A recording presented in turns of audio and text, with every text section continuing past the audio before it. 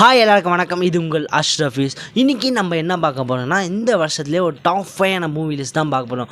Last year பார்த்தீங்கன்னா நம்ம ஜூனுக்கு அப்புறம் தான் நல்ல நல்ல படம்லாம் வந்தது. பட் இந்த வருஷம் பார்த்தீங்கன்னா ஸ்டார்டிங்லேயே நிறைய படம் பார்த்தீங்கன்னா குட் மூவிஸ், நிறைய பட்ஜெட்டில் பெரிய வந்தாலும் பட் இந்த வாட்டி பார்த்தீங்கன்னா நிறைய குட் மூவிஸ், சின்ன சின்ன படம் சூப்பராகவே வந்திருக்குன்னு சொல்லலாம்.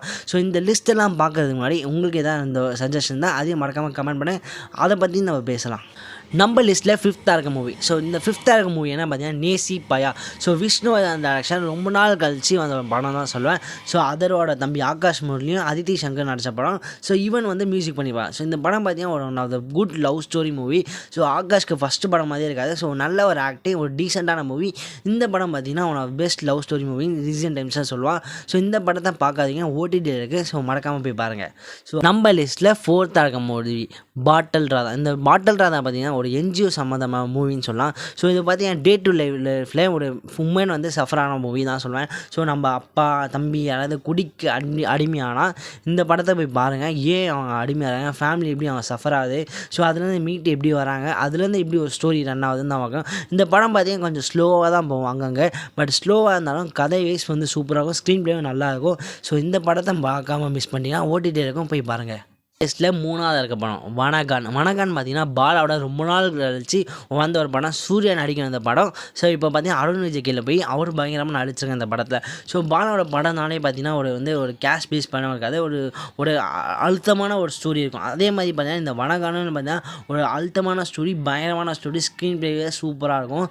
ஸோ அருண் விஜய் பார்த்தீங்கன்னா எப்பவுமே ஒரு கிளாஸாக மாசாக நடிப்பார்.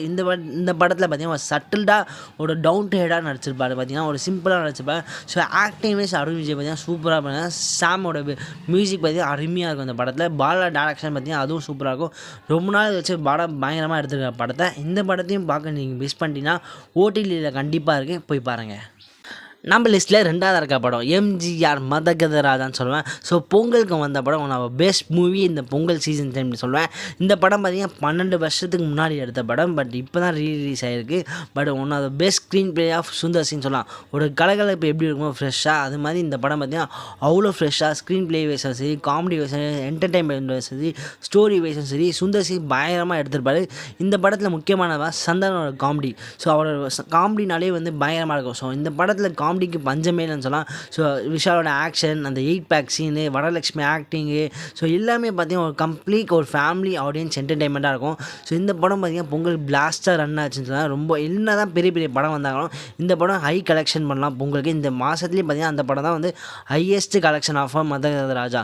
இந்த படத்தை பார்க்க மிஸ் பண்ணிட்டீங்கன்னா கண்டிப்பாக ஓடிடியில் எல்லா பிளாட்ஃபார்ம்லையும் இருக்குது, மறக்காமல் போய் பாருங்கள்.